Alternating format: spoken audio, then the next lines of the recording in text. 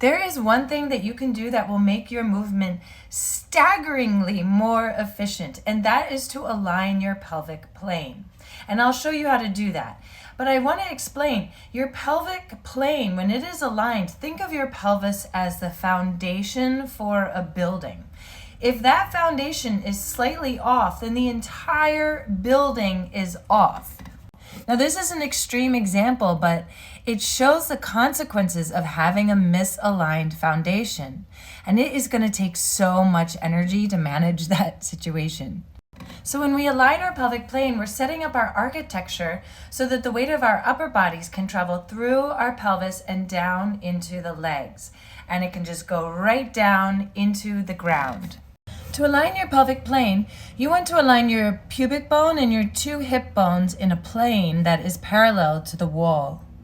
So when we align the pelvic plane, see this is parallel to the wall, then that sets our pelvis up to support our spine so that the curves of our spine stack along the center line of gravity.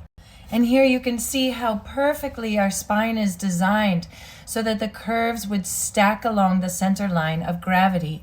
And an aligned pelvic plane sets this up perfectly. When we practice aligning our pelvic plane in everyday life, then our joints will become more and more free.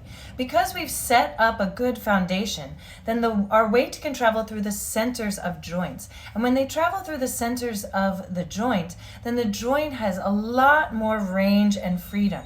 When our weight doesn't travel through the centers of joints and we're off, our architecture isn't aligned, then the muscles around the joint have to grip and hold on to compensate for this misaligned weight coming through the joint. And it's not that we want to walk around like robots, perfectly aligned all the time. It's that by aligning, we are creating more possibility for expression because our joints will become more free and open. So it's creating possibility when we align our pelvic plane.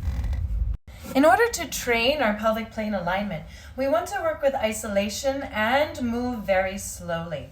So in this case, I'm isolating my pelvic plane. I'm not moving it, and I'm going to differentiate my leg at the hip socket.